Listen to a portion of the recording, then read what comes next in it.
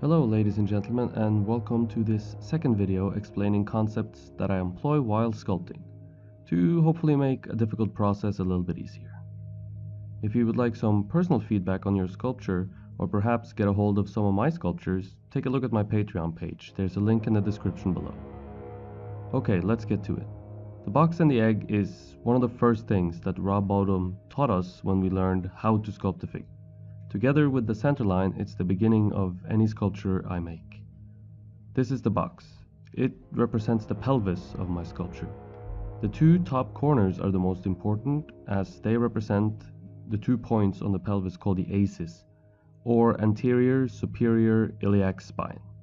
The width from one aces to the other is an easy to recognize landmark on most humans. On a seated figure like here, they tend to be a little bit obscured by the belly and the obliques, but on a standing figure they can be located by either looking for a bony bump, as you can see here, or on some people it can be a little bit more obscure and you can look for the shape of the oblique, which sits atop the aces. The box represents the pelvis on my sculpture, and to keep the structure of my sculpture intact so that when it wakes up and becomes a real boy, it won't need major surgery, I make sure that my center line runs through the center of the box. I should have explained this more thoroughly in my video on the center line, but it's important to remember that like any anatomical rule, like the body is made up of 7.5 heads, this is a slight simplification and reality will have a lot more variety than you think. I usually cover my armature, place my center line so that the armature is as central as possible inside my sculpture, and then I will build the box. The width of the box is easy to measure on the model, and so it becomes my first point of truth. The first decision that I've made on my sculpture that I can truly trust and that won't change. Every other decision I make will be based on this original decision.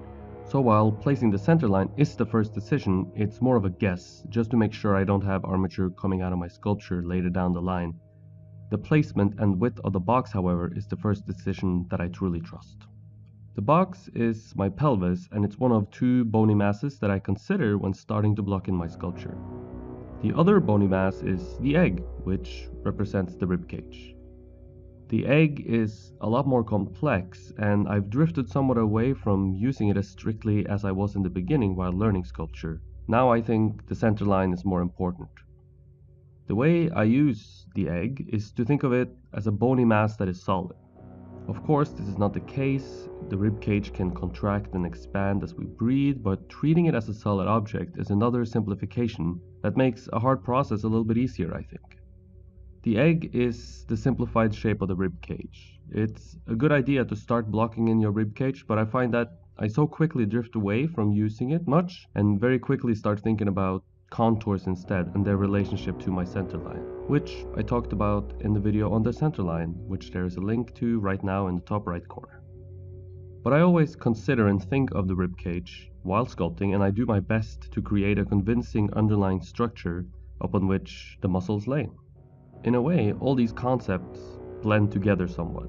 I think the most important thing to remember is that the box and the egg are solid shapes which both have straight center lines running through them. Like I said before, this is a simplified concept to make sculpting a little bit easier. Concepts and anatomical rules are great once we know them and can use them, but it's also important to know when to deviate from them. Thank you for watching this video. If you like what you saw, hit the thumbs up, and if you'd like to see more, hit the red subscribe button and check out some of the other videos on the channel. If you would like to get some personal feedback on your work, check out my Patreon page. There's a link in the description below.